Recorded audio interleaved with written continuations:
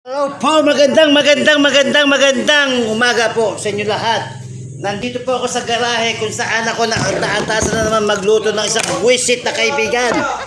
Isipin nyo ha, isipin nyo. Naghahanap buhay ako, tinawagan ako, magluto daw kami ng ulam, pagkain namin. Wala naman binibigyan ng ambag. Tapos ito, ako, namalengke na ako. Ako pa magsasaing, ako pa magluluto siya. Nakatanga lang. Ano ba Pero papakainin ko siya masarap na isda. Yan. Ano ba pinaglalaban mo? Kakainin mo pala ako niyan. Kahit ganyan yan, hindi na lumalaki yan. Yan guys, magluluto tayo guys. Balaw. Ng Balaw yan. ginataang balaw daw. Ano balaw? Baliw. Ginataang balaw. Balaw po kasi kasama ko na yan eh. So guys, eto. Ayan, may talong po tayo. May isdang balo tayo, tapos yan talong, pechay, yan, gagawa po tayo ng paraan para mapagluto ng masarap. Baka naman gusto mo magsaing.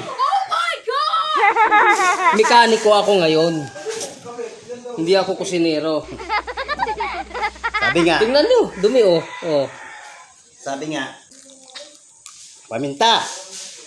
Tingnan natin ang paminta. Yan ang konti ng paminta. Siling berde. So yan guys, yung kasama ko sa vlog, matanda na to. Tinawitsura, mukha lang malaki yung mukha. Ewan ko pa bakit yata lumalaki. Ganito yung, di ba yung tago-taguan, ganyan oh. Tangin mo, tatay mo. Yung mga kabusitan, tinan nyo, di ba? Gawain ba ng matino yan? So yan guys, ha? Kabusitin ba? Makabalot na? May plastic yan na balot? Bakit kinuha niya ganito? Hindi na, kailangan yung mahirap. Oo, sa bayan, hindi na pinamabalik ka kasi electrical yan. Yan guys, oh. Sabi niya sa akin, ipakabit sa akin. Hindi ko ano. Hindi na puro magdamag. Hindi na puro magdamag. So yan guys. Bago natin igata, ipaksiw muna natin. Yan. Ano sabi mo?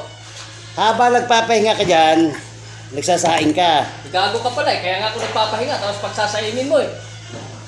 Ano yan sa mukha mo? Binuwis to. Itsura ko. Ganyan naman, style na nagluluto. Pagkain, may tubig. Ano mo yan?